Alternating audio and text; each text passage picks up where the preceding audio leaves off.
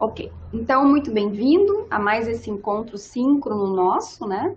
Hoje a gente vai estar falando então sobre arte indígena e cultura amazônica. E aqui eu já abro, né, falando para vocês que nós teríamos uma temática muito larga dentro desse título que eu estou colocando, né? O título ele é bastante abrangente para uma aula, né, para um encontro síncrono.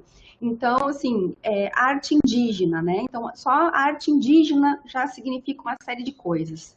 E cultura amazônica. Daria, inclusive, né, não só pela amplitude, mas fazer algumas questões relacionadas à cultura, que é o que a gente vai trabalhar hoje. O que é cultura? A partir de qual conceito que eu estou trabalhando com cultura para desenvolver isso?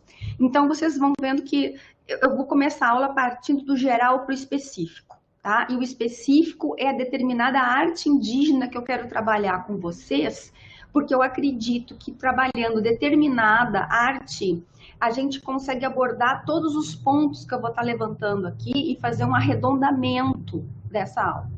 Então, quando eu falo em Amazônia, eu sempre falo para os meus alunos o seguinte: a gente não tem uma Amazônia. Nós temos várias Amazônias. Isso do ponto de vista ecológico, geográfico, das etnias, da cultura, enfim, nós temos uma diversidade de Amazônia. Tá? A questão cultural, a questão política, a questão migratória. Então, a gente não tem uma Amazônia. Então, geralmente, nós costumamos falar a Amazônia, né? E muitas vezes, quando está se falando Amazônia, eu gosto de perguntar, mas de que Amazônia está tratando? De que parte da Amazônia? De que momento? Porque ela é bastante distinta.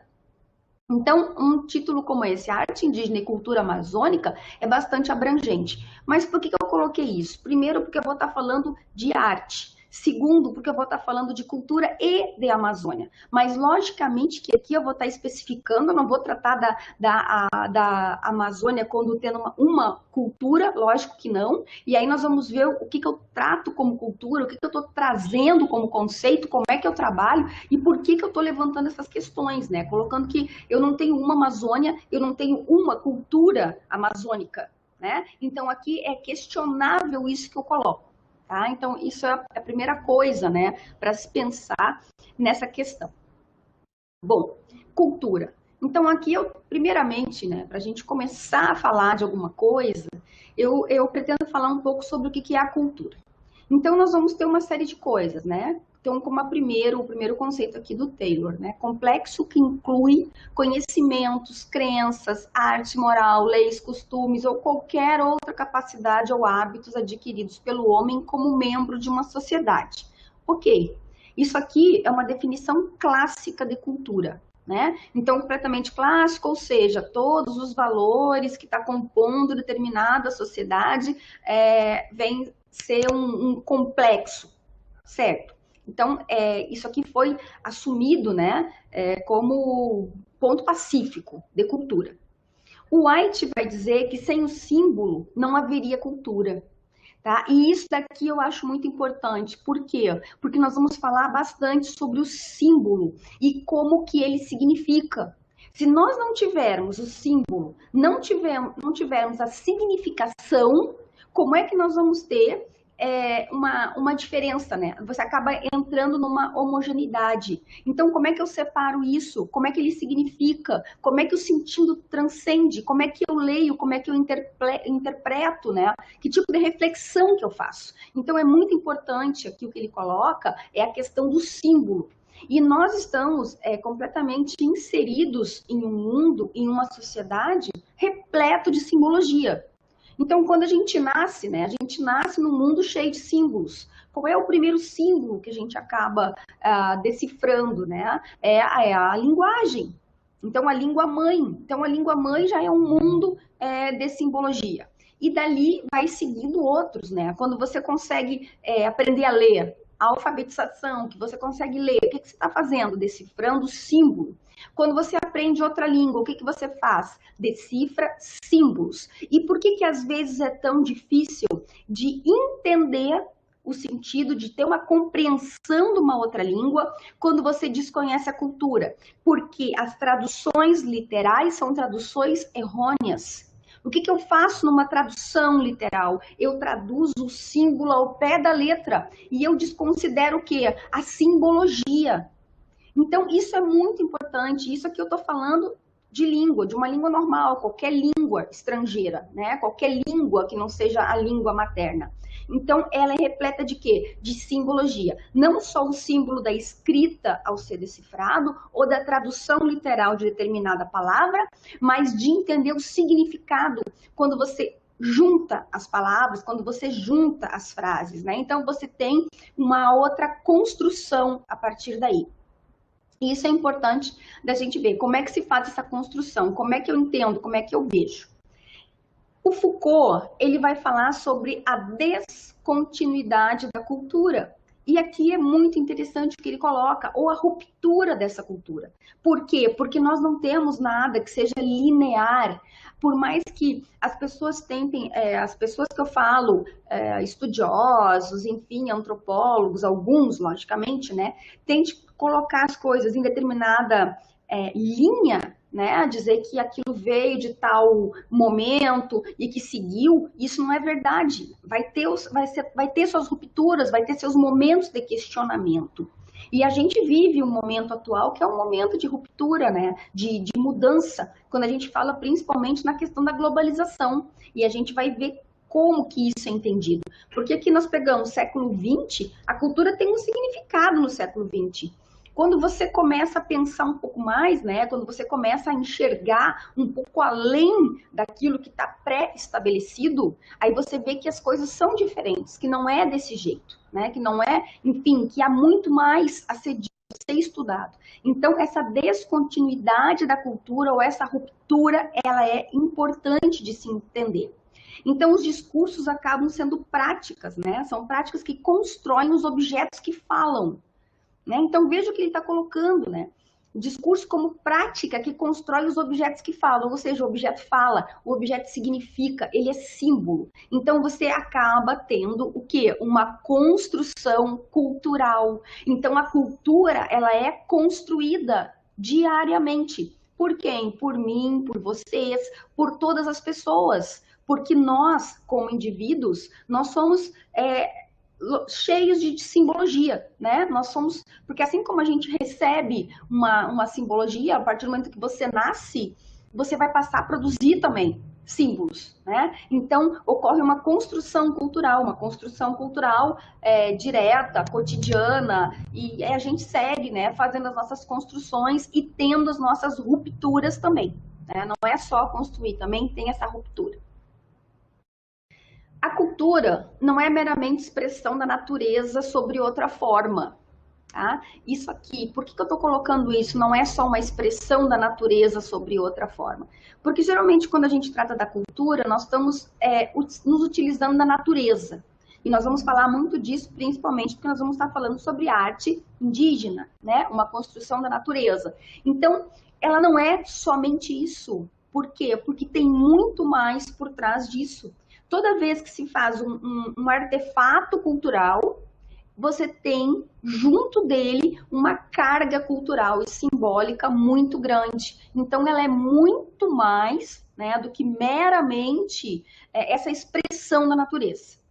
Antes, pelo contrário, a ação da natureza se desdobra nos termos da cultura, ou seja, é a cultura que vai direcionar a maneira como vai ser produzido, né, a cultura, como vai ser produzido o objeto, nós falando de arte, né, e aqui não é só o objeto, a música, a dança, enfim, todo tipo de expressão cultural. E até mesmo a questão da literatura, né, por mais que a gente falando da questão indígena, né, a oralidade é uma coisa muito importante, vai se ter uma série de lendas, de contos que vai estar se transmitindo oralmente.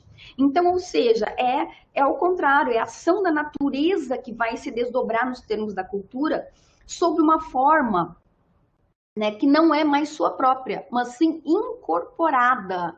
Tá? Então, isso é muito importante. De que maneira que vai se dar essa incorporação? Como que isso vai ser feito? Como que vai se dar esses desdobramentos quando eu trabalho com a questão de cultura?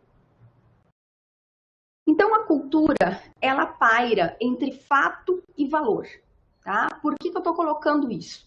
Porque ela é fato.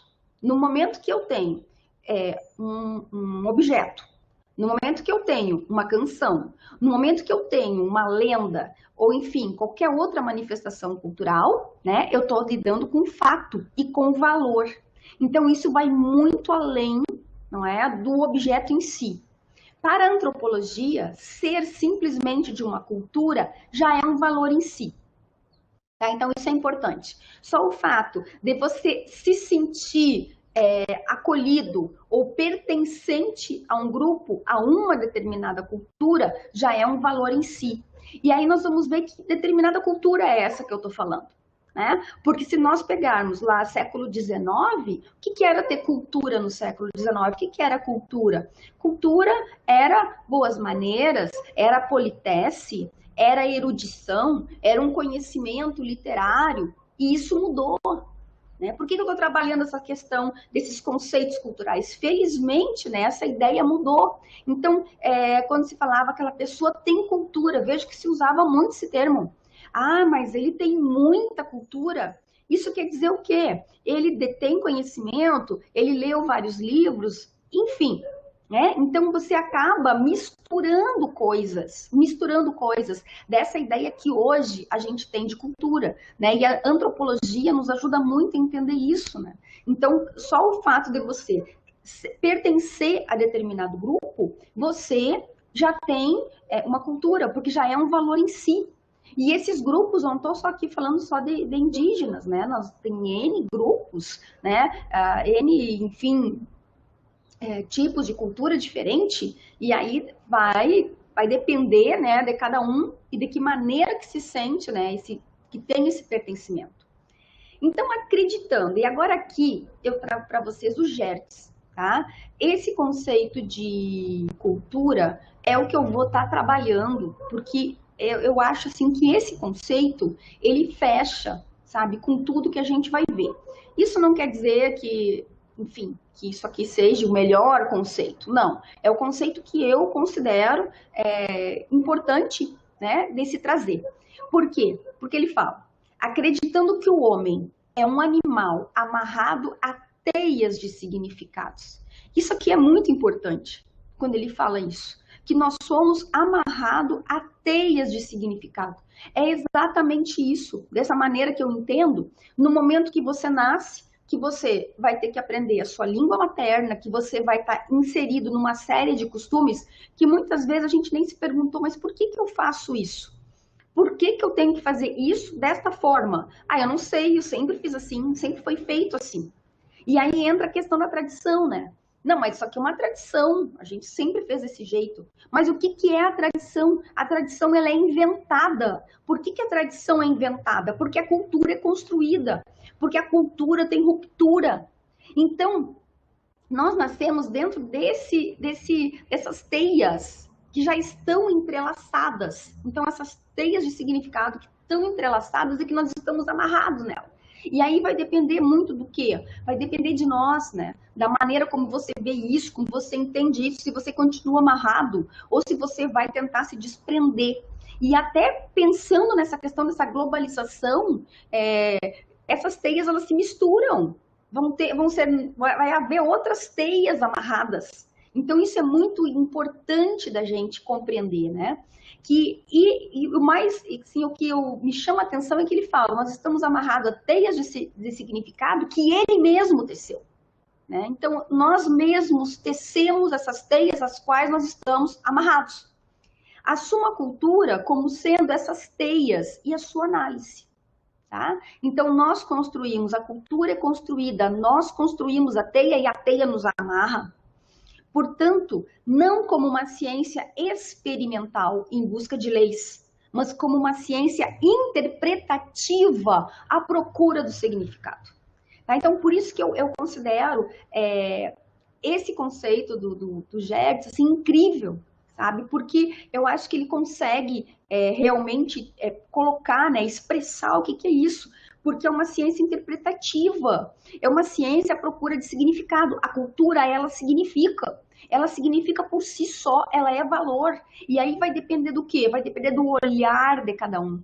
Tanto o olhar interno quanto o olhar externo, né? Então aí tá esse é o conceito, né, que eu disse para vocês, que eu ia falar um pouco sobre cultura, para chegar no conceito que eu considero ser um conceito importante, né? Então é a partir daí que a gente vai raciocinar nesse momento aqui em termos de cultura. Pensando dessa forma, né, que a cultura é construída, que ela tem ruptura, que nós construímos ela, que ela é uma teia, que ela nos prende, que ela tem significado, a gente chega à questão do modelo cultural. Porque no momento que eu tenho determinados valores, que eu construo essa minha cultura, eu vou entrar então nessa questão desse modelo. O modelo cultural, ele vai determinar o quê? Regras de conduta a serem seguidas. Então, dentro desse modelo cultural, vai estar relacionado o quê? Aquilo que pode e aquilo que não pode. Aquilo que é certo, aquilo que é errado. Aquilo que é lúcido, aquilo que é loucura, né? Então, assim, a pessoa, ela é louca. Sim, mas ela é louca por quê? Porque ela está tendo um comportamento fora de um padrão estipulado pelo seu modelo cultural. Então, qual é esse comportamento? Por que aquilo está fora? Né? Então, esse modelo cultural, ele acaba, né, traçando um caminho, traçando limites de comportamento. Né? E a gente mesmo que constrói isso. Os códigos culturais, então, conduzem ao conhecimento, ao saber. Decifrando, o indivíduo detém o domínio sobre determinada questão.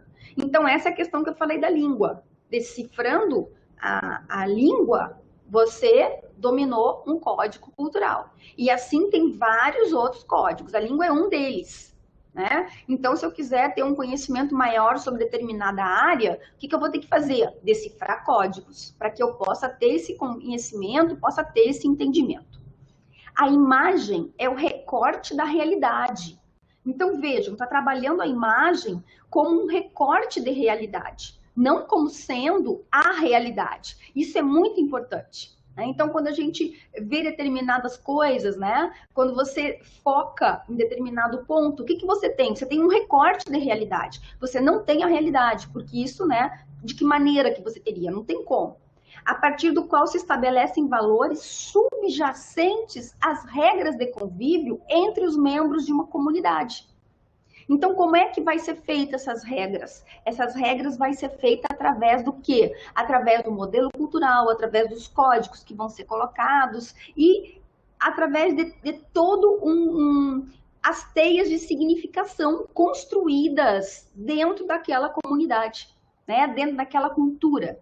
Certo? Então, aqui, mais ou menos, para a gente ter uma noção, né, dessa linha, né, do modelo cultural. Como é que se chega a um modelo cultural? Como é que se chega a um modo de pensar, né? Ao modo de pensar, a um modo de comportamento. Pensamento é uma coisa muito importante. Como é que as culturas se relacionam, como é que você enraiza a tradição, ou enfim, o que é o comum, né? O que você faz em determinadas épocas, determinadas datas. E aí vamos falar um pouquinho sobre essa questão dessa cultura histórica. Por quê? Porque a historicidade ela é extremamente importante. Começando que ninguém foge da sua historicidade. Quando eu falo que ninguém foge da sua historicidade, isso aqui está muito ligado, né, a todo o conjunto de experiências que nós, como seres humanos, temos. Então, nós temos uma série de experiências na infância, na adolescência, com a família, com os grupos, enfim. Então, isso vem compondo a nossa historicidade. Além disso, nós temos outros valores que a gente vai vendo que vai compondo tudo isso e que muitas vezes fala muito alto no meio, né? Fala muito alto. Então, o que é história? Né? História é conteúdo empírico. O que é empírico? É o fato. História é conteúdo empírico. Mas também é o quê? Interpretação. Então, como é que eu vejo determinadas cenas históricas? Como é que eu vejo determinados eventos ou fatos? Como é que eu entendo? Que tipo de interpretação que eu faço? É lógico que se é um conteúdo empírico e a gente partindo do, né, que a história é uma ciência, se é uma ciência, ela trabalha com o quê? Ela trabalha com fonte. Ela tem a fonte documental, fonte oral, mas ela tem fonte. Ou seja, ela não é ficção, né? Mas ela tem o quê? Ela tem interpretação. Então, vejo que tem uma diferença muito grande entre eu escrever algo, né, relacionado com uma obra de ficção ou uma história de maneira que eu faça uma interpretação. Então, o produto interpretativo é o resultado da reflexão articulada do pensamento histórico que tece sentido e significado do conteúdo empírico para que a história, assim, organizada, possa servir de critério de orientação do agir presente. Então, ou seja, né, juntando todas essas questões, nós ainda temos toda essa questão da história, que é um conteúdo em termos de cultura, né? Quando eu falo na cultura, quando eu falo na reflexão, quando eu falo no pensamento, que ela faz toda a diferença. Né? E aí, imaginando, e principalmente o que? Quando eu faço a interpretação, ou quando eu teço sentido desse significado, é o que? O ambiente cultural. Né, como uma referência cultural. Eu não posso desconsiderar o ambiente cultural na hora que você está refletindo sobre questões históricas. E aqui as questões históricas não estão diretamente relacionado à questão do historiador, ao trabalho do historiador. Mas qualquer levantamento que se faça, a gente está nesse seminário aqui procurando enfatizar muito a questão das relações internacionais. Então, quando eu falo de relações internacionais, quando eu falo de Amazônia, o que eu tenho que ter em mente? Eu tenho que ter em mente o ambiente cultural onde as histórias estão se desenrolando, onde os acordos, onde os tratados, onde o que é importante quando eu falo de Amazônia, quando eu falo da questão de cultura na Amazônia, como é que as relações internacionais veem isso? Ou não veem, ou ignoram? O que está sendo feito nesse campo? Porque toda vez que se fala em Amazônia e relações internacionais, está sempre muito em voga o quê? Meio ambiente, né? Então, desmatamento, floresta, meio ambiente, isso está sempre em voga. Mas nós temos outras questões importantíssimas aqui, né? E esse ambiente cultural, ele tem que ser levado em consideração para se tornar o quê? Um referencial cultural, né? Então, a gente não consegue fugir, né, desses pilares quando você vai tratar disso. Quando eu estou me referindo, por exemplo, à arte indígena, como que eu vou me referir à arte indígena sem ter o mínimo, né, enfim, de ideia do ambiente cultural onde aquilo está inserido e da cultura, da história, né, onde está inserido, e ter um conhecimento maior sobre esses conceitos e entender, refletir como é que aquele povo pensa, principalmente como é que pensa. Eu sempre falo, a gente pode conhecer uma série de coisas, mas para você entender como que o outro pensa, você tem que ter um conhecimento maior, né? E esse ambiente cultural como referencial é importantíssimo. E aí a gente chega a uma questão também que dá uma série de pano para manga, que é a identidade. Como é que a gente está vendo essa questão de identidade? E aí buscando, quando eu falo de cultura, de modelo cultural, quando eu falo de teias de significado, quando eu falo de um ambiente cultural, como é que eu identifico essa questão? Né? O que é a identidade? Realmente existe essa identidade? Por quê? Porque quando eu falo, principalmente relacionado à história do indivíduo, a história minha, a história de cada um de vocês, ela também é a história coletiva. A história do indivíduo, ela faz parte da história coletiva.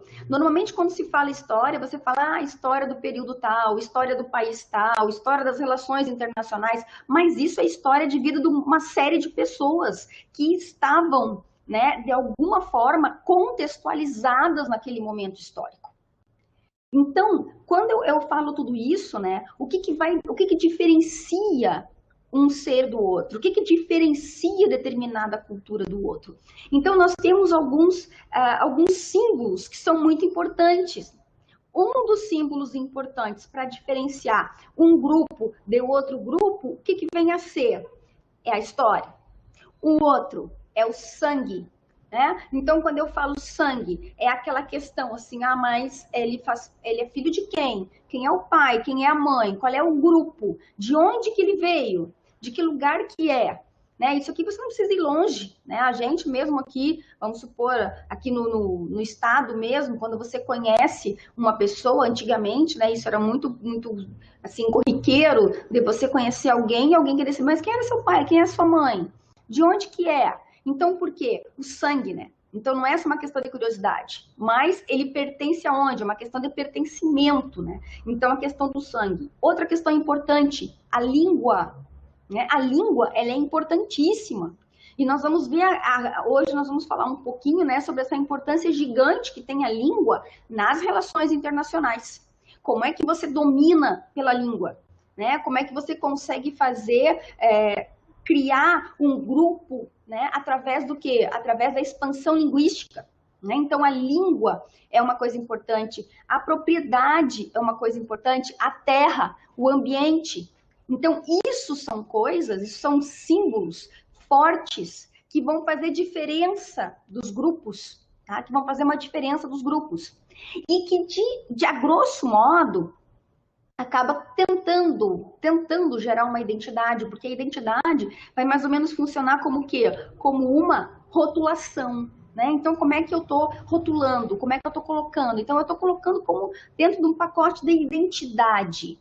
Mas aí a questão é, o indivíduo se identifica daquela forma, o indivíduo pensa daquela forma, o indivíduo se sente inserido naquele grupo, e só tem um grupo. Quando nós estamos falando de globalização, quando nós estamos falando de diversificação cultural, então como que você coloca tudo isso? Como é que você consegue organizar tudo isso? Né? E aí, então, falando sobre povos indígenas, eles têm um modo de vida, uma cultura diferente. Veja que aqui eu coloco o seguinte, a cultura deles é diferente da sociedade dominante, tá? Da sociedade dominante.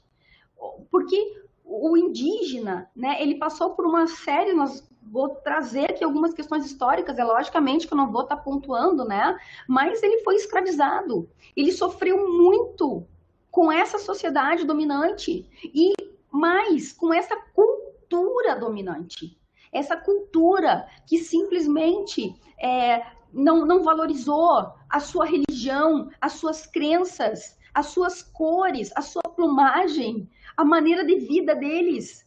Então, eles foram completamente ignorados. Eles foram pior, né? Eles foram perseguidos, eles foram escravizados. Então, quer dizer, eles, por quê? Porque tinha um modo de vida muito diferente do dominador que aqui chegou, né? Do dominador que aqui chegou. Esse dominador, quando ele chega, ele vem pensando como? Ele vem pensando nele como alguém superior. Ele vem pensando como alguém que tem cultura, que detém conhecimento, que tem, né, as boas maneiras, que come com garfo, faca, enfim. Né? Ele vem se colocando num papel de superior. E como é que esse índio vai estar sendo visto? Ele vai estar sendo visto como um primitivo. Tá? Então, vai ter essa clara visão, não é? Essa desvalorização desse momento. Por quê? Porque eles são diferentes. Então, automaticamente, você já tem grupos, né, com cultura muito diferente. Só que não é visto dessa maneira. É visto simplesmente como grupo que não tem cultura nenhuma. Né? Então, a gente sente que culturalmente foi um horror o que foi feito aqui. O que eles faziam, né? Então, eles eram agricultores, navegadores, pescadores, artesãos. Então, esse era o trabalho deles, era assim que eles viviam, eles sobreviviam na natureza, eles tinham tudo que eles precisavam estava na natureza, a comida, a água, o transporte, enfim. Né? Eles viviam aqui da maneira deles, da maneira como eles estavam acostumados, né? E lidavam com essa natureza. Né? Esse ambiente cultural era a casa deles. Por mais que para essa sociedade dominante, para essa cultura dominante não fosse. Eles possuem língua própria, tá?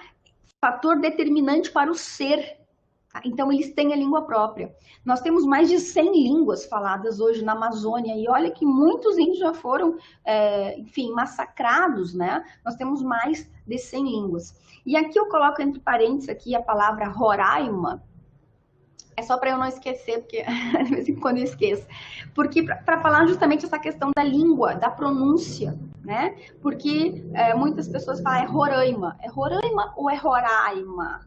E às vezes, até nos telejornais, o pessoal às vezes não fala Roraima, fala Roraima. O que é o certo? O certo é o Roraima, porque é uma palavra que é falada desta forma pela língua indígena. É Roraima, é Pacaraima, essa é a pronúncia, tá? Dentro da língua indígena, dentro do Macuxi. Então, para vocês verem como a língua, né, ela é bastante importante. Eles possuem um ethos cultural, então, próprio. Né? Então, eles têm todo um meio de sobrevivência, eles tiram tudo que eles precisam da natureza, eles têm um ethos cultural próprio, eles fazem os seus artefatos, eles têm uma língua, eles têm cultura, eles têm crença. Ou seja, você tem uma cultura definida. Tá? Uma cultura definida. A sua imensa dimensão cultural lhe proporciona um salvo-conduto. O que eu quero colocar dessa maneira? Quando eu estou falando, né, eu falo assim, eles estão dessa maneira. Eu tô falando algo completamente genérico, né? Todo mundo sabe que o índio, ele é extrativista, que o índio vive da caça e da pesca. Só que isso, eu olhando de longe, quando eu falo sobre o índio, independente de ser o índio da Amazônia.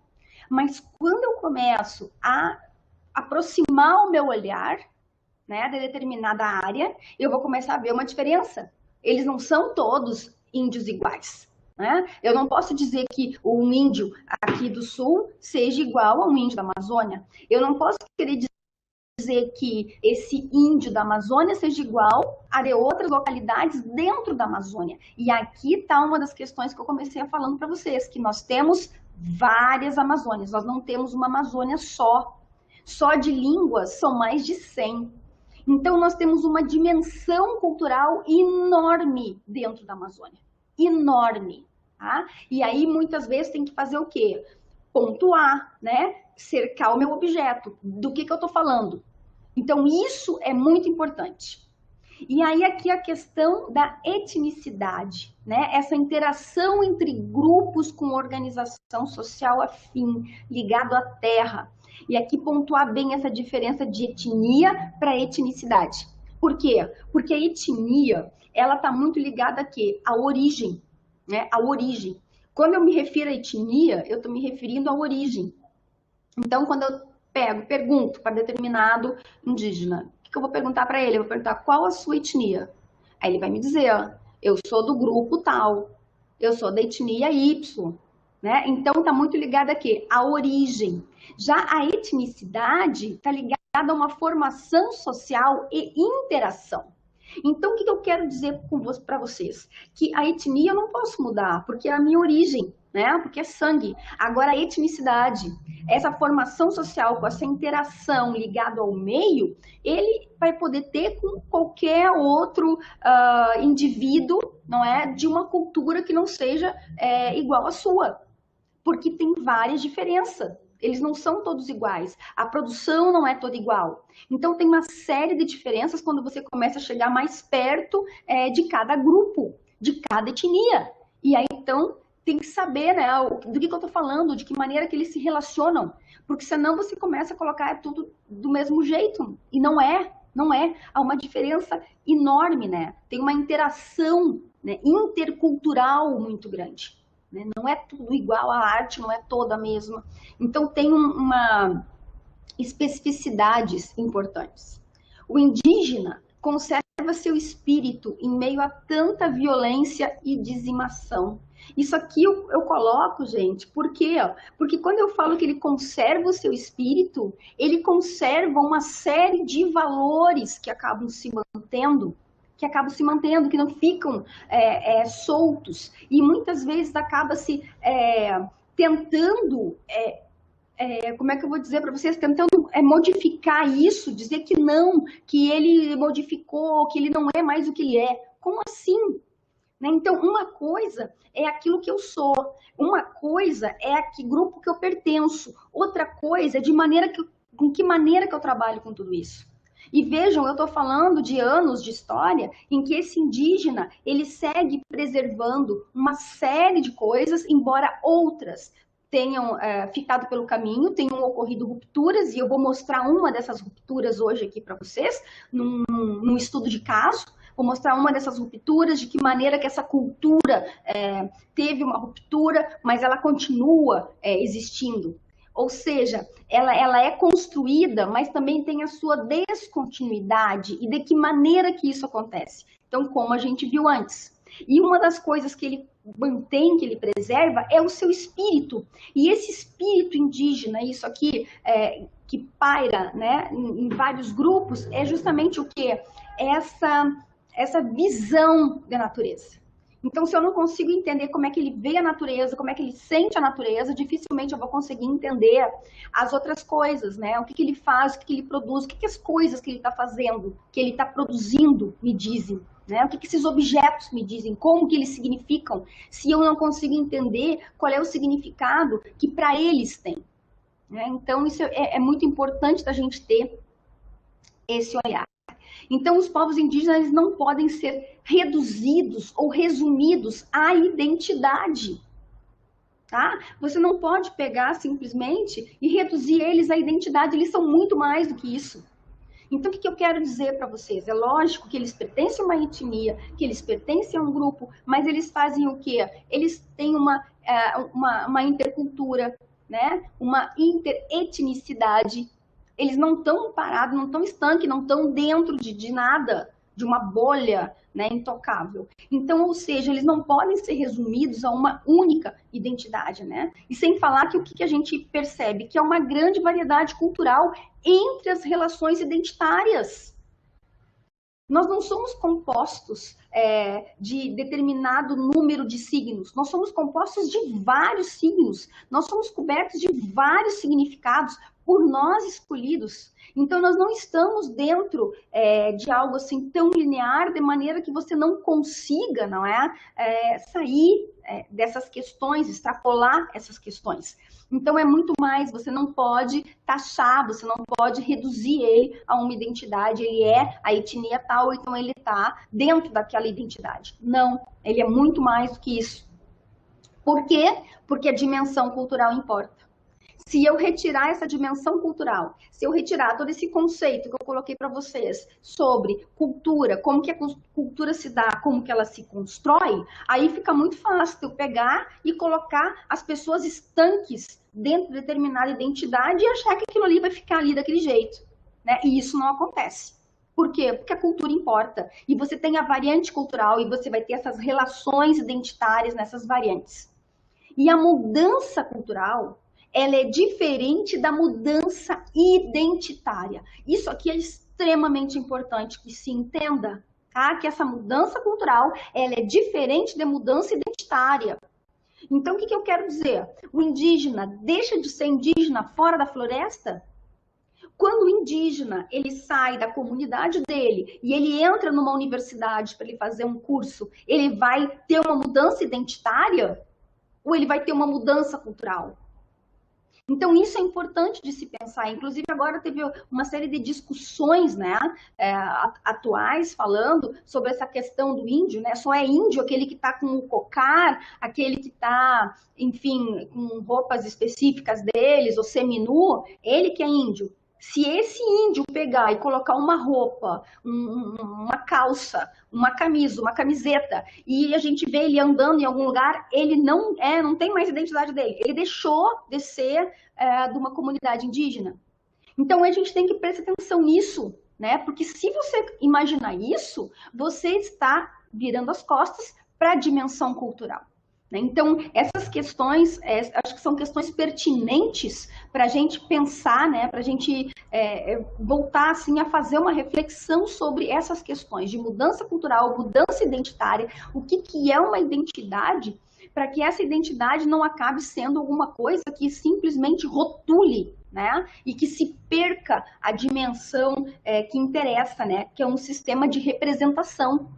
Na verdade, o que nós temos é um sistema de representação. Nesse sistema de representação, você vai ter o quê? Você tem cultura, você tem tradição, você tem comportamento. Sempre lembrando que a cultura se constrói e que a tradição ela é inventada. Por que a tradição é inventada? Porque a cultura é construída. Então, as questões identitárias e cultural, elas andam sempre juntas, mas nem sempre tem um nexo casual. Então, identidade e cultura podem ou não ser separadas e estão sujeitas a reinterpretações. Então, devido a essas questões todas que eu coloquei para vocês. Tá? Então, elas andam juntas, mas isso não quer dizer que elas que elas não podem ser separadas. Ou seja, no momento que o indivíduo, mesmo pertencendo a determinado grupo, ele pode, né? Ele pode não, ele tem contato com outros grupos, com outra cultura, mesmo que não seja alguma coisa assim tão diferente da sua, né? Que não seja algo completamente numa contramão, enfim, uma coisa tão brusca. Mas ele vai ter outros contatos, porque nós vivemos em constante contato, né? Em constante relação. Então, a construção da identidade cultural é a invenção da tradição, que se torna oficial pelo governo ou poder dominante. Então, nós temos uma série de coisas que se tornam oficiais, né? Nós temos festas, sejam festas religiosas, sejam festas cívicas, nós temos valores que acabam se tornando o quê? Uma invenção da tradição. Então, é uma série de coisas que acabam se construindo, muitas vezes de acordo com algum interesse, tá? E o meio geográfico determina o comportamento cultural? Então, essa questão também eu acho que é uma questão pertinente. Se esse meio geográfico, a gente tem essa teoria determinista, né? Que o meio geográfico, ele define uma série de coisas. Agora, e o comportamento cultural? Ele é determinante ou não é? Então, aqui eu deixo essa questão aí para vocês pensarem. Aqui a gente vê rapidamente essas teorias da antropologia, né? Então, nós temos o Taylor, o Morgan e o Fraser, com essa antropologia cultural e social. Por que eu estou trazendo eles? Porque até esse momento, o que você tem? Você tem um estágio evolutivo da sociedade, que foi o que eu disse antes para vocês. Que você tem o homem, ele é primitivo, aí ele vai adquirindo conhecimento, enfim, e ele vai evoluindo, né, a uma linha de evolução. E nessa linha de evolução, logicamente, que o europeu está lá na ponta, no alto, como dominante, com uma cultura, né, que se sobrepõe às outras, e os outros povos, né, vão ficando para trás nessa linha evolutiva. Tá? E essa questão civilizatória, cultural, ela é muito importante. Por que se escravizava, né? Por que você vai fazer uma série de coisas, né? Tanto genocídio. Por quê? Porque se achava que se tinha uma cultura superior e dependendo de cada período vai ser um pensamento diferente, justificando uma série de coisas. E aí nós vamos ter na antropologia o Boas, que vai justamente advogar contra esse evolucionismo, né? Ele vai chamar atenção para o particularismo histórico. Então, por que eu chamei a atenção de vocês antes lá para aquela questão da cultura histórica? Né? Então, o fato, o empírico, precisando do quê? Do elemento interpretativo. Então, esse particularismo histórico, ele é muito importante. Não é que eu vá contar a história, mas você tem que entender como que as coisas se desdobram. Esse relativismo cultural, ele vai estar trabalhando com essa questão do método, o método comparativo, né? Então, o método comparativo, de que maneira que você trabalha com esse método comparativo? Não no sentido de você dizer eu sou melhor e aquele é pior, mas simplesmente para você apontar o quê? Apontar de que grupo que eu falo, de que cultura que eu falo. Então, ele desenvolveu o particularismo histórico, onde cada cultura segue o seu próprio caminho, em razão desses eventos históricos.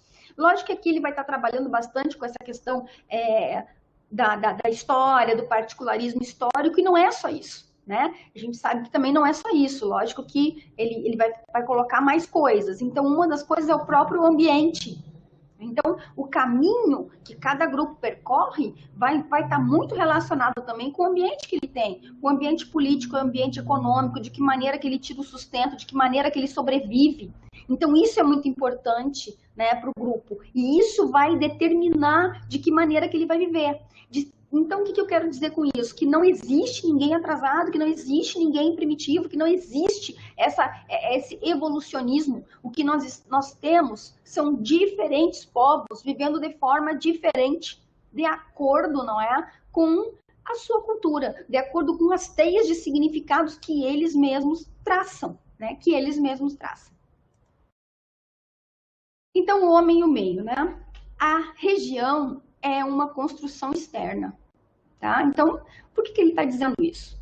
A região tem sido pensada em nível internacional, através de imagens transmitidas pelo ideário ocidental, europeu, sobre o que eles entendem ser natureza. Isso eu acho muito interessante, né? O que é a natureza? Para que serve a natureza? De que maneira que você vê, que você identifica essa natureza? Então, isso aqui que ele coloca é de essa construção, até a natureza tem uma construção. Né? De que maneira que ela é construída, de que maneira que ela é vista. Hoje nós estamos de novo trabalhando e vendo essas questões de meio ambiente atualmente, né? De que maneira que esse meio ambiente está sendo pensado.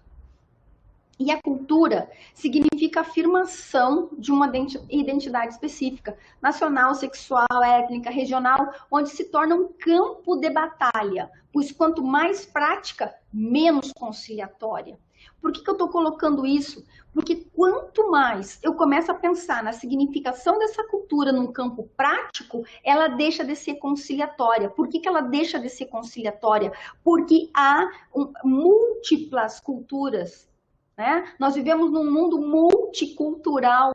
Então, quanto mais prático, né? Quanto mais eu me aproximo, menos eu consigo conciliar. E aí acaba tendo alguns choques, né? Que a gente poderia citar uma série de coisas, né?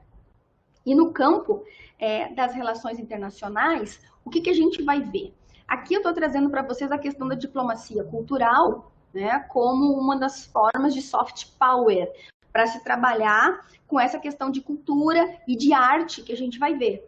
Agora, quando a gente fala, não é, nas relações internacionais, como eu estava dizendo para vocês, os índios, o espírito indígena está sobrevivendo a uma série de violências, né, a uma série de, enfim, de atos assim terríveis, cruéis que foram feitos contra eles. Nós estamos falando do imperialismo. Né? Então, do imperialismo econômico, da posse da terra, enfim, de ir demarcando esse território, de ir subordinando as pessoas que estavam aqui dentro. E esse imperialismo, com o avançar do tempo, vamos voltar aqui século XX, ele vai ser muito forte do ponto de vista cultural. Como que se dá o imperialismo cultural? Como que você vê todas essas questões? Primeira coisa, que se via os outros como primitivo e a sociedade ideal, né, era a sociedade europeia. E aí o que você vai ter? Você vai ter um desejo grande de expansão da cultura, de expansão dos valores. E esse imperialismo cultural vai se tornar política de Estado em alguns países, como França, como Alemanha. Então, o que é importante? O que é importante é a expansão da língua. Então, por isso, uma série de investidas em países considerados atrasados, como o Brasil, né, para que você pudesse expandir a sua língua. Então, aí você vai estar expandindo. São livros que eles mandam, cursos, enfim. Nós vamos ter o século XX vai estar cheio de aliança francesa, né, se espalhando justamente para divulgar a língua, porque no momento que você conhece a língua, facilmente você vai estar sendo inserido nessa cultura e você consegue fazer uma dominação. E através da língua vem uma série de outras coisas. Então, nós sempre vivemos dessa maneira, né, com não só o imperialismo político, econômico, mas também cultural. E de contrapartida, o que eu estou trazendo aqui para vocês em termos das relações internacionais ligada à arte, ligada à Amazônia, que é a diplomacia cultural, que é esse soft power, que é um meio, né, de você poder estabelecer relações com outros países através justamente do quê? Da arte, da cultura, né? E o que vem a ser essa fronteira? Essa fronteira vem a ser a cultura e a interação. Porque no momento que você tem, quando a gente pensa nessa questão da globalização, como se tudo tivesse globalizado, né?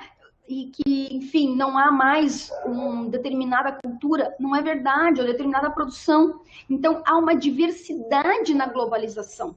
Né? O século XX ele trouxe essa questão de elite cultural, mas o que a gente vê? Esse imperialismo cultural, lógico que ele existe, lógico que ele é praticado, mas também se tem o quê? Se tem um expansionismo de fronteira, através do quê? Através dos objetos, através da arte. Por quê? Porque eles significam. E o que a gente vê? A gente está falando do século XX, ok, a cultura, né, que predomina é a cultura europeia. Mas e hoje? Hoje, o que nós estamos vendo é que na globalização, aquilo se mistura. E onde é que está a cultura? A cultura está justamente em pontos, não é? Em pontos. Então, você considera que alguns objetos, como a própria arte indígena, ela significa tanto que ela acaba tendo um valor impressionante, né, dentro de uma diplomacia cultural. E o que eu penso que a gente tem que fazer? Utilizar. Né, utilizar, e quase não é utilizado. O que a gente vê é que muitas vezes ocorre uma exploração, né, dessa arte. E essa arte vale muito, porque ela significa, porque ela está impregnada de cultura. Então, esses bens culturais na dinâmica das relações culturais devem ser valorizados, né? Para se construir um processo dessa valorização. Nós temos que valorizar, que construir, e muitas vezes nós não pensamos sobre isso, nós não pensamos sobre essa produção, o quanto muitas vezes outros países pensam, não é? E comercializam. E nós não estamos, muitas vezes, atentos a essas questões de diplomacia cultural, a essa questão de produção cultural que é feita na Amazônia inteira. Então, como os objetos significam, você acaba tendo o quê? Uma fronteira cultural, ou um limite cultural, né? Que vai estar marcando, né, uma diferença. Dentro dessa arte indígena, o que você tem? Né? Você tem a questão do cosmos. O que vem a ser isso? O homem amazônico, de maneira geral, ele pensa o meio de forma encantada, sagrada e mística. Tá? Então, ele vai pensar o meio como uma forma sagrada, com misticismo. Então, tudo para ele, né, na floresta, está transfigurado. Só que para você compreender isso, e é lógico que eu estou falando aqui de uma maneira geral, né? É lógico que se eu, de novo eu falo, que se eu aproximar o meu olhar de cada grupo, vai ver o que é sagrado para aquele grupo, o que na natureza para ele é sagrado, o que ele valoriza, né? Então isso vai depender de cada um. Então, são diversos paradigmas em várias Amazônias. Então não tem só um grupo, uma Amazônia, uma cultura e algo que é sagrado, comum a todos, não. Né? Não é assim. Cada um vai ter a sua diversidade. Então, por exemplo, né, você tem o mundo das águas. No mundo das águas tem a lenda do pirarucu, tem a lenda da cobra grande, que isso pertence a determinadas regiões da Amazônia. Né? E aí acaba passando com uma oralidade, com uma tradição de pais para filho, mostrando o quê? Essa questão dos encantamentos. Então, lá você vai chegar e perceber que há múltiplos sujeitos sociais, tá? Múltiplos sujeitos sociais. Então, é isso que eu falei para vocês, é uma dimensão cultural imensa, imensa. E aí eu vou ter que especificar, né, do que eu estou falando. A oralidade é algo extremamente importante para eles, né? Por quê? Porque essas tradições são todas orais, essas lendas, os contos, né? Então são tudo discursos, né? Tudo oral que é transmitido. A literatura é uma literatura oral. Agora ainda nós temos atualmente uma série de próprios indígenas, né? Que acabam se formando, colando grau em determinados cursos e acabam escrevendo, lançando livros, justamente recolhendo essa cultura oral toda. Há um imaginário múltiplo, então, e codificado, e aí tá. para eu entender essas lendas, para eu entender o que é produzido, eu vou ter que entender os códigos. Então, o uso do mito, né, a cosmogonia, né, a origem, né, a origem do mito, entre representações e realidades. Então, na verdade, como é que eles pensam, né? Então, como eles estão muito voltados a essa questão do encantamento, dessa transfiguração, eles vivem entre representação e realidade. E aí compreender os momentos, né? Os momentos e as leituras que são feitas. A música indígena, aqui eu trago a questão da música indígena e afinação europeia. Por que eu estou colocando isso? Porque a música indígena, ela é muito diferente da música europeia. Então, a música europeia tem que ter a afinação do instrumento, tem que se fazer silêncio. Algumas pessoas, inclusive, gostam, não é, enfim, de usar essa música de uma forma mais particular, né? Aquela coisa da afinação, de soar bem aos ouvidos. A música indígena não é assim. Eles não estão preocupados com nenhum tipo de afinação, eles não estão preocupados com os ruídos, então eles cantam, eles dançam ao som dos ruídos, aos sons da floresta, se tiver fazendo barulho que tiver, não tem problema, né? Eu estou falando muito relacionado aos animais, então eles têm uma outra visão, né, das músicas. Aqui eu saliento para vocês o projeto Rondon, que o Rondon ele recolheu várias melodias indígenas, né? Então ele andou, né, pela Amazônia com o projeto e foi recolhendo essas músicas. A música para o índio, ela é um fenômeno social, tá? A produção e a escuta são coletiva, então não tem essa coisa de ser individual, você tem um cantor que se apresenta, isso não existe, não há espetáculo, não há palco, não há nada disso.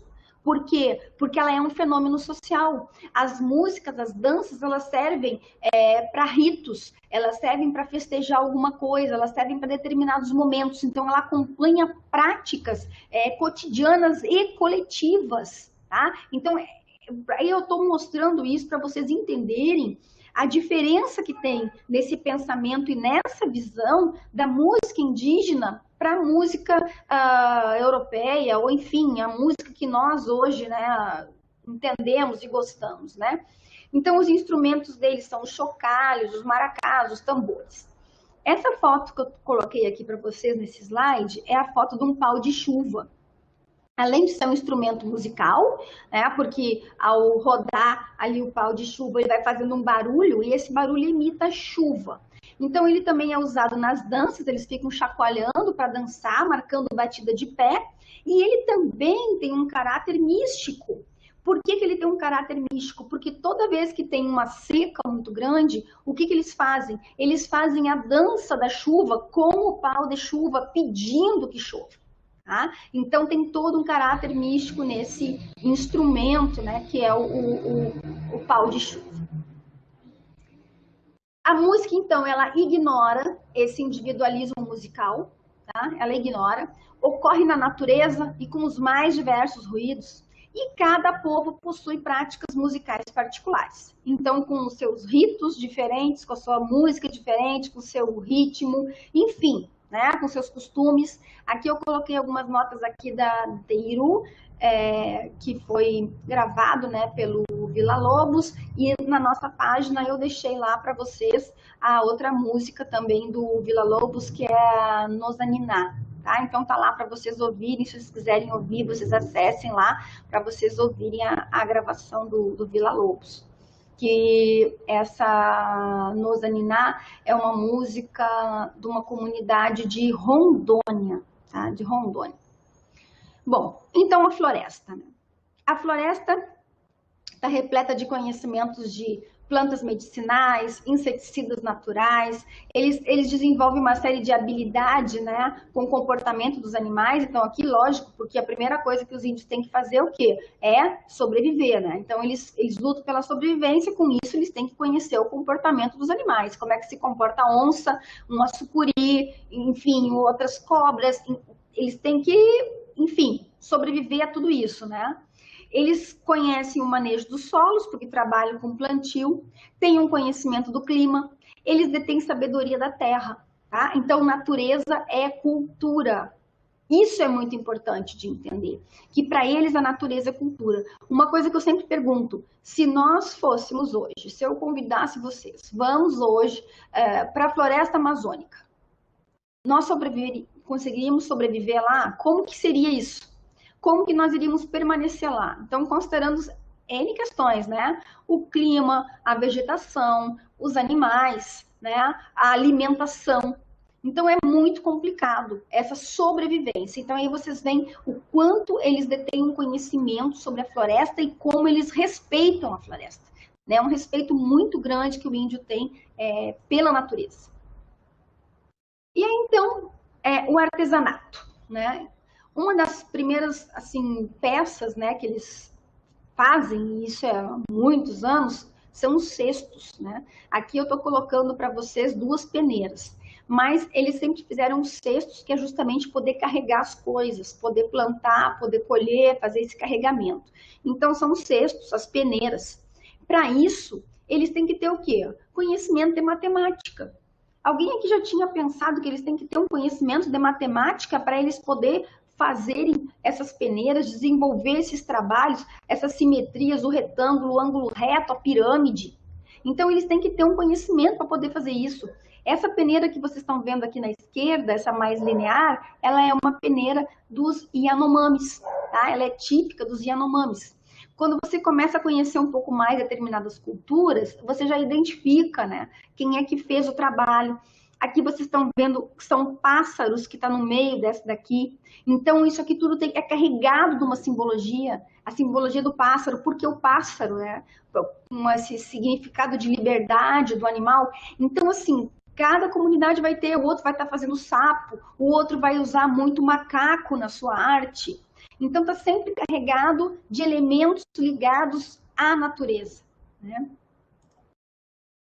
Na confecção do artesanato, então, eles usam as ideias de matemática, figuras geométricas, eles têm a sua individualidade e identidade na confecção dos artefatos, que é isso que eu estou falando para vocês, que à medida que a gente vai conhecendo um pouco mais os grupos, a gente vai identificando o tipo de arte que eles fazem. Eles fazem o trançado, antiga manufatura com variados padrões, e essa diferença cultural é um resultado da dialética histórica, tá? É um resultado da dialética histórica. Então, como é que se dá esse movimento, né? Esse movimento. Então, vocês vejam que isso está sendo construído há muito tempo, né? E que segue sendo construído, né? Essa dialética de cultura, natureza e cosmo. Tá? Então, o que é essa dialética? A dialética, quando a gente fala diferença cultural, é um resultado da dialética histórica, mas aqui no artefato eles também usam essa dialética. E a gente vai ver quais são os elementos. Aqui, esse slide, eu coloquei alguns materiais, né, que eles usam para fazer. Então, é a palha do Tucumã, as fibras de Buriti, a balata da maçaranduba, aqui tá maçaranduba, né, que vem a ser uma seringueira, que eu vou mostrar agora aqui para vocês. Aqui está a balata, o trabalho que é feito com a balata da maçaranduba. Então, a seringueira, né, você sabe que é a extração do látex para exportação, para fabricação de borracha, de pneu, enfim, tem N utilidades. E essa parte que não é de uma qualidade tão boa para fabricação, que acaba sobrando, o que eles fazem? Eles fazem esses artesanatos aqui que vocês estão vendo. Tá? De balata da maçaranduba. Então, aqui está mostrando uma série de coisas, né? Vocês estão vendo aqui a casa, né? A caça, a coleta, o arco e a flecha. Então, vocês imaginem isso aqui tudo, é muito bonito, tá? É muito bonito. E é um artigo de exportação. Quem é que faz esse artesanato? Os macuxis. Tá? Então, isso aqui é um artesanato macuxi e que poderia perfeitamente bem hoje ser não está aparecendo para ti a imagem, Clinton? Os outros estão conseguindo ver?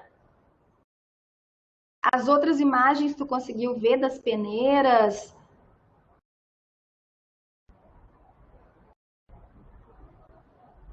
Bom, deve ser alguma coisa da plataforma.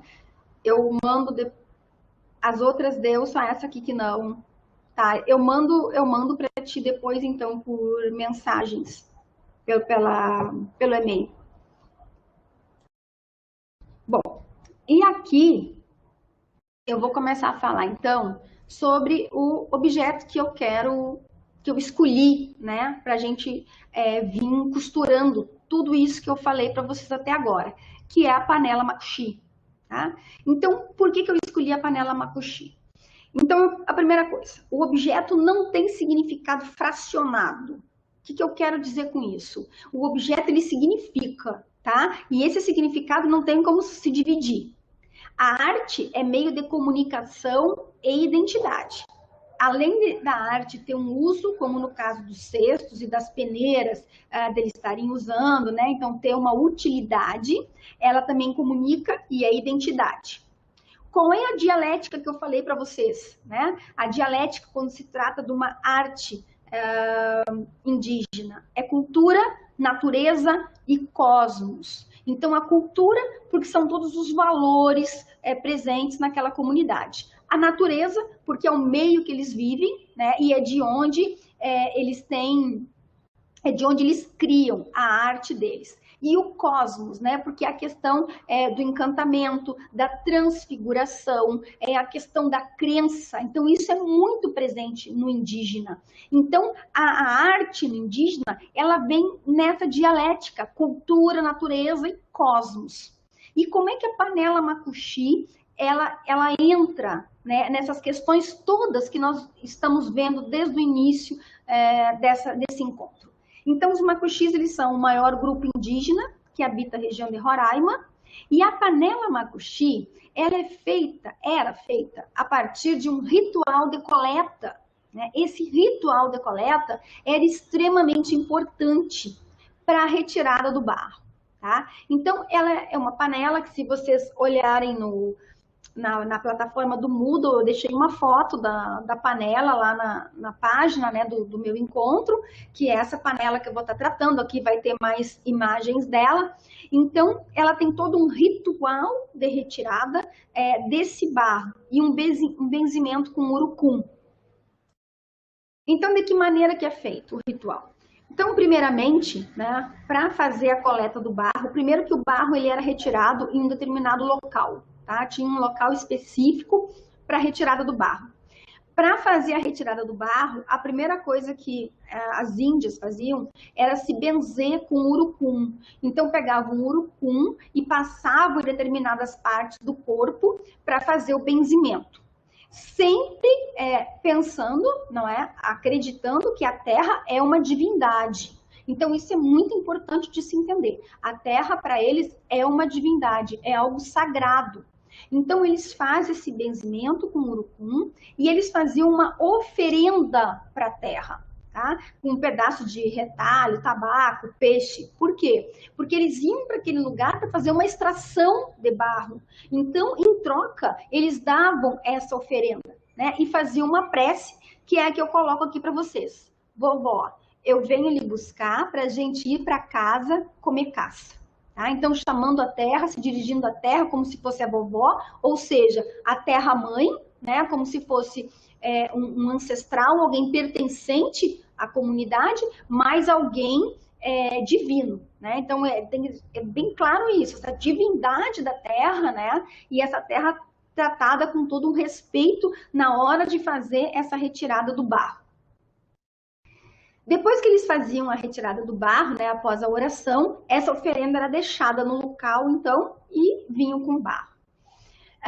Elas compartilhavam tudo que era feito nas panelas, né? Todas as refeições, elas sempre ofereciam para a terra, então tem todo esse respeito, né, em relação à terra. Quando elas voltavam, então, para a aldeia, havia todo um processamento do barro para poder se chegar à confecção da panela. Então, tinha a secagem, né, que era uma secagem normal que elas faziam, a secagem, a trituração, faziam a massa, então que ficava numa vasilha. Aqui vocês estão vendo a foto, né, do material pronto para modelagem, né, da massa ali descansando, pronto para poder modelar. A modelagem, então, ela era feita como se fossem as massinhas, como se fosse massinha de modelar. Então, eles colocavam as tiras e vão encaixando uma tira sobre a outra. Depois que fazia isso, processo de secagem. Se o tempo estava ruim, chovia muito, o processo de secagem demorava um pouco mais do que se o tempo tivesse bom. Fazia a queima, né, a queima das panelas, então fazia uma grande fogueira, né, queimava ali as panelas para aumentar a durabilidade. E o que fazia parte de tudo isso é que só as mulheres podiam participar da extração do barro, tá? Só as mulheres. Então era um ritual das mulheres, eram as mulheres que tiravam o barro, os homens não podiam participar, crianças não podiam participar, então mulheres no ciclo menstrual, então essas pessoas não podiam participar. Só quem podiam participar eram mulheres e adultas que podiam fazer essa retirada e confeccionar essas panelas. Então vejam que aqui, o que nós estamos vendo? Nós estamos vendo um modelo cultural.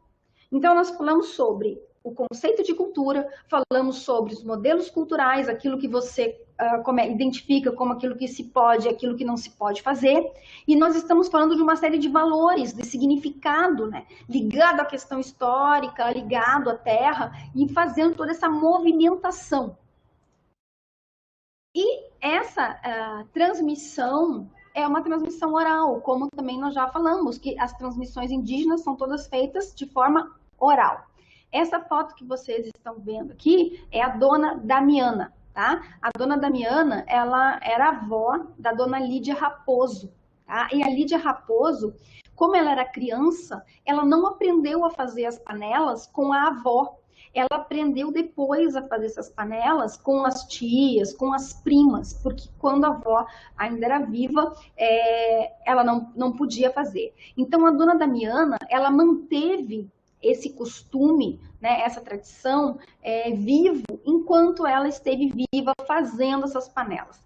Depois que ela faleceu, algumas continuaram praticando, outras não. E mais tarde, então, a Lídia Raposo, né, resolveu ir atrás desse feitio, né? E é quem faz essa panela hoje.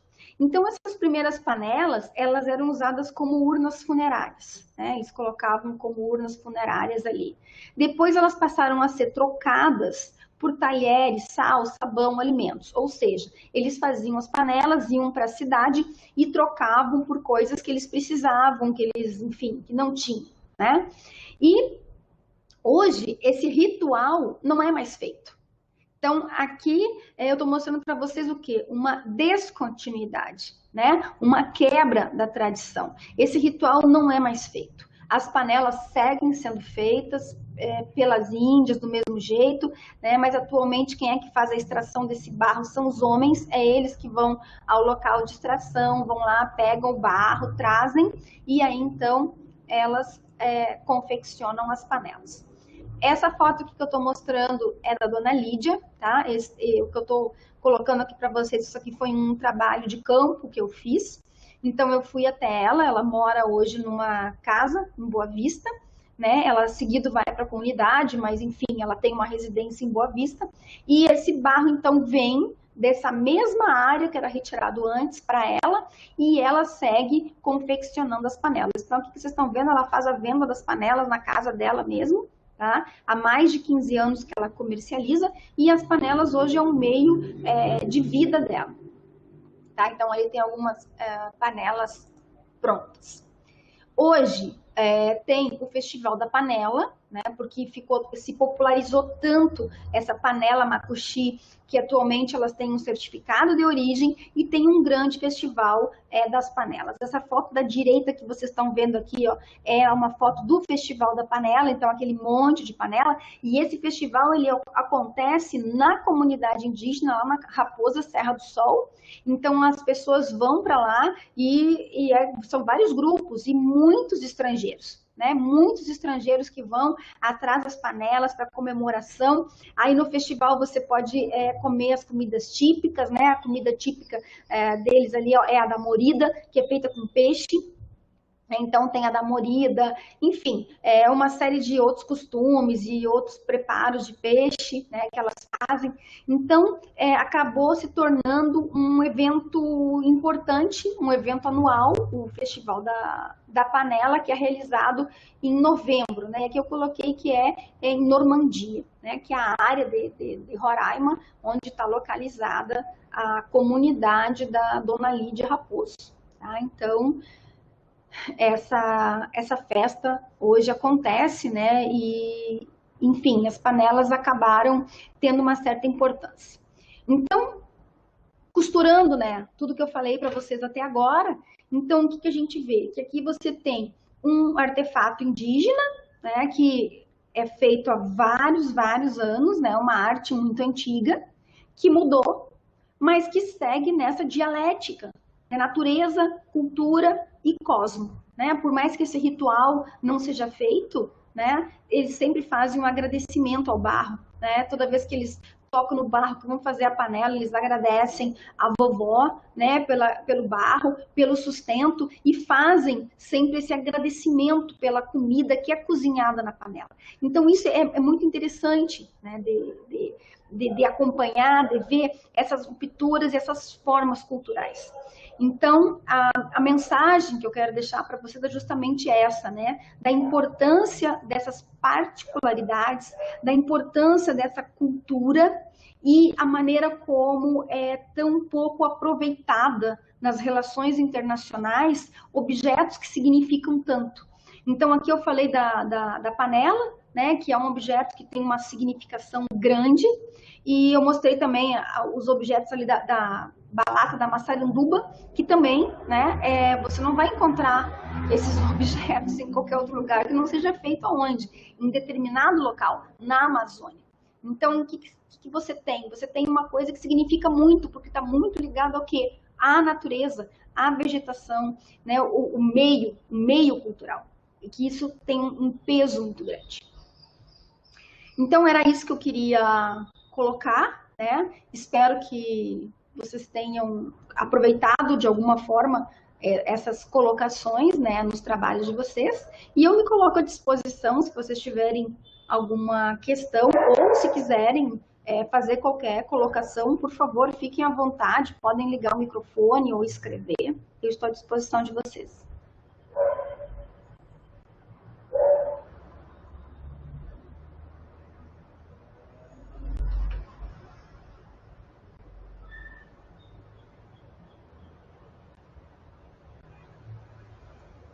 Então eu vou mandar para ti as fotos que você não conseguiu ver, eu mando por e-mail, eu não sei porquê. Fala, Max. Oi, boa tarde. Eu achei muito legal a apresentação, só que eu não entendi muito assim como é que a senhora conseguiu relacionar tipo assim a teoria das relações internacionais com essa questão da cultura, especificamente a cultura indígena. Não sei se eu perdi ali, acho que eu caí um pouco, mas eu assim como é que se dá essa relação assim entre uma questão internacional, digo, a teoria da relação internacional e a questão indígena? Pra mim não ficou muito. Acho que eu não peguei, acho que eu acabei caindo aqui uma hora. Não, é porque E assim, outra coisa também, essa perspectiva, né? Tem agora, a senhora fez toda uma análise assim, teórica da cultura, né? Da cultura a partir da antropologia. E quando eu estudava assim, um pouco, eu percebi que tinha uma teoria, né? Que é o perspectivismo do Viveiro de Castro, que é bem interessante. Eu acho que ele aborda um pouco, ele dá uma abordagem um pouco diferente sobre cultura, né? Especificamente sobre a cultura na Amazônia. E seria interessante, assim, eu acho também, dar uma pincelada sobre isso, que é bem legal a teoria dele, né? É bem, digamos que é bem recente, assim, recente que eu digo, acho que foi dos anos 2000 que ele fez. Enfim, é só isso, minha colaboração. Obrigado. ok, obrigada, Max. Obrigada, Jorge. Bom, que na verdade eu não tratei sobre teoria das relações internacionais, né? Então eu vim fazendo todo um levantamento sobre algumas questões de cultura, né? Colocando um conceito de cultura que é do Gertz, que eu considero um conceito interessante. Nessa parte antropológica, o que eu fiz foi mais ou menos pontuar a diferença que se teve dessas teorias, né, de evolucionismo, né, colocando tudo num campo linear e mostrando a importância dessas particularidades, por isso que eu trouxe o Boas. Então, a ideia não foi fazer um apanhado antropológico, ou de antropologia cultural, ou social, ou funcional, né? Então, mas foi mais ou menos mostrar isso, mostrar como que houve uma mudança, né, nesse pensar em deixar de existir comunidades primitivas, enfim. E o que eu coloco em relação à diplomacia cultural é que nós temos, o que eu estou levantando é que nós temos uma cultura importante, com um significado importantíssimo na Amazônia, e não é uma cultura, né? Porque isso eu comecei falando, que nós não temos uma cultura, nós não temos uma Amazônia, nós temos várias. E aí o que eu fiz? Como fio condutor, eu vim trazendo especificamente a panela Makuxi para colocar toda essa linha que eu venho analisando, né? E aí o que eu coloco? Que a panela poderia ser um objeto, pela sua significação, importante para a diplomacia cultural no momento que eu uso isso como um soft power, ou seja, né, quando você toca, né, nos outros, na comunidade internacional, porque o fato é que a comunidade internacional ela se interessa muito pela Amazônia, e a gente fala muito em questão de meio ambiente, mas na verdade há um interesse, né, grande da comunidade em questões culturais também. Então, por exemplo, um exemplo prático é essa questão da própria panela, que hoje claro que agora nós estamos nesse momento delicado de pandemia, ninguém está fazendo festival nenhum, mas enfim, passou a se praticar, né, anualmente esse festival, né, para divulgação. Então isso é muito importante e a gente muitas vezes acaba não usando isso do ponto de vista das relações internacionais. Essa é a minha colocação, que nós poderíamos usar mais do ponto de vista das relações internacionais para desenvolver uma diplomacia cultural e alargar essa fronteira, né? Alargar essa fronteira na medida que você valoriza. É a primeira coisa, você tem que valorizar. A primeira coisa, você tem que entender um pouco da comunidade que está fazendo, como é que essa comunidade vê, como é que é a cultura, essas especificidades, por isso que eu vim falando de questões da identidade, né? Essas questões de cultura, de identidade, de modelo cultural, por isso que eu vim falando tudo isso, porque só você vindo por um fio condutor dessa maneira e entendendo um pouco mais a historicidade do grupo, que você consegue ver o valor que tem o que ele está produzindo. Né? E aqui no caso o valor que tem a panela Makuxi, que eu sinceramente eu penso que inclusive a panela deveria ser tombada, né? Deveria ser tombada como um patrimônio, porque ela realmente tem um significado muito grande, ela tem um valor cultural muito grande. E muitas vezes você não identifica, né, esse potencial que você tem para você desenvolver relações internacionais por meio dessa produção cultural. Você fica muitas vezes preso, né, a outras teias de significado. Foi mais ou menos nesse ponto aí que eu coloquei.